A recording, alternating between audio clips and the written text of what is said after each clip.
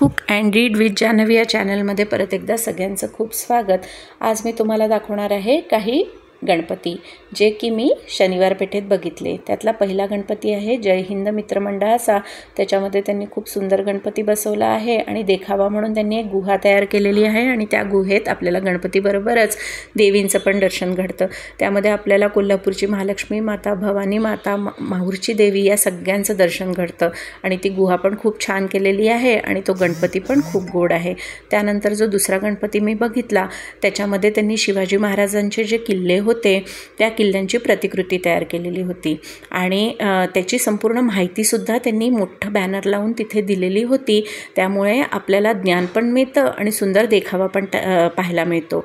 तर हे याच्यामधला गणपती सुद्धा खूप छान मोठा आहे आणि त्याचबरोबर किल्ले जे आहेत त्यांची प्रतिकृती पण खूप सुंदर रीतीने त्यांनी तयार केलेली आहे। त्यानंतर जो तिसरा गणपती मी बघितला तो म्हणजे बालविकास मंडळाचा बघितला, जो की कन्याशाळेजवळ आहे आणि याच्यामध्ये त्यांनी जे तेलंगणातलं मंदिर आहे त्याची प्रतिकृती तयार केलेली आहे। स्वर्णगिरी मंदिर म्हणतात त्याला आणि ती खूपच सुंदर प्रतिकृती त्यांनी तयार केलेली आहे मंदिराची। जितके गणपती मी बघितले त्यातला सगळ्यात सुंदर देखावा मला हा वाटला आणि त्यामध्ये त्यांनी जसं आपल्याला मंदिरांमध्ये दिसतं की आपल्या मंदिरांच्या भिंतींमध्ये आपल्याला वेगवेगळे देवतांचे चित्र दिसतात किंवा मूर्त्या काव केलेल्या असतात, त्याचप्रमाणे त्यांनी इथे केलेलं आहे आणि हा गणपती बघितला की आपल्याला हा गणपती बघतच राहावासा वाटतो।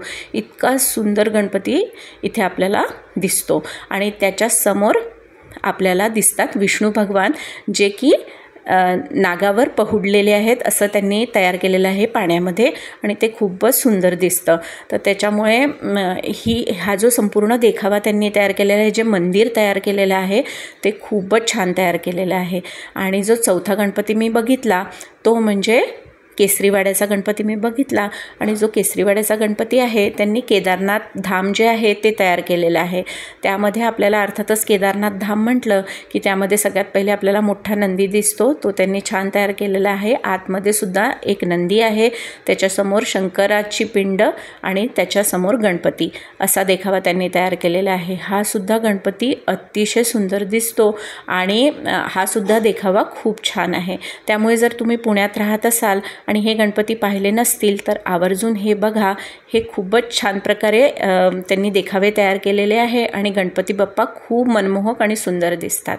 आजच्या व्हिडिओत इतकंच। नवीन व्हिडिओत लवकरच भेटूया। तोपर्यंत माझ्या चॅनलला शेअर, लाईक आणि सबस्क्राईब करायला विसरू नका।